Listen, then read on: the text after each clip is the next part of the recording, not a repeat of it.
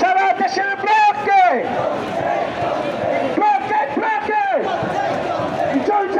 কোটা সংস্কার আন্দোলনে শিক্ষার্থীদের প্ল্যাটফর্ম বৈষম্য বিরোধী ছাত্র আন্দোলনের সমন্বয়ক নাহিদ ইসলাম সহ 3 জনকে রাজধানীর গণস্বাস্থ্য নগর হাসপাতাল থেকে নিজেদের হেফাজতে নিয়েছে ঢাকার মহানগর গোয়েন্দা পুলিশ।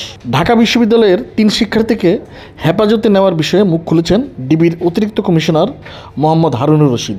আজ 7 জুলাই রাজধানীর মিন্টু রোডে ডিবি কার্যালয়ে সংবাদ সম্মেলনে সাংবাদিকদের এক প্রশ্নের জবাবে 3 সমন্বয়ককে হেফাজতে নেওয়ার কারণ জানান পুলিশের এই কর্মকর্তা। হারুনুর রশিদ বলেন, বৈষম্য বিরোধী ছাত্র আন্দোলনের সমন্বয়ক নাহিদ ইসলাম, আসিফ মাহমুদ ও আবু বাকের মজুমদারকে আমরা শুক্রবার দিবাগত রাতে নিয়ে এসেছি। তারা বিভিন্ন জায়গায় ও ফেসবুকে নিরাপত্তাহীনতার কথা বলছিলেন। তাদের একজনের বাবাও নিরাপত্তাহীনতার কথা বিভিন্ন জায়গায় বলেছেন। আমরা মনে করি আইন শৃঙ্খলা বাহিনী হিসেবে কেউ যদি কোথাও নিরাপত্তাহীনতার কথা বলে, আমাদের দায়িত্ব তাদের নিরাপত্তা দেওয়া। তাদের ক্ষেত্রে আমরা সেটাই করছি।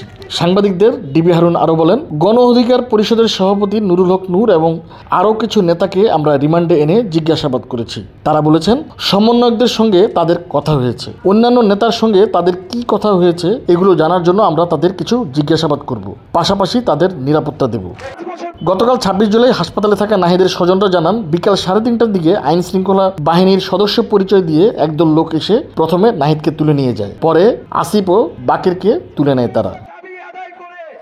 আমরা ঘরে ফিরবো, আমরা ক্লাসরুমে ফিরবো, অথবা আমাদেরকে এই দেশ ছেড়ে চলে যেতে হবে।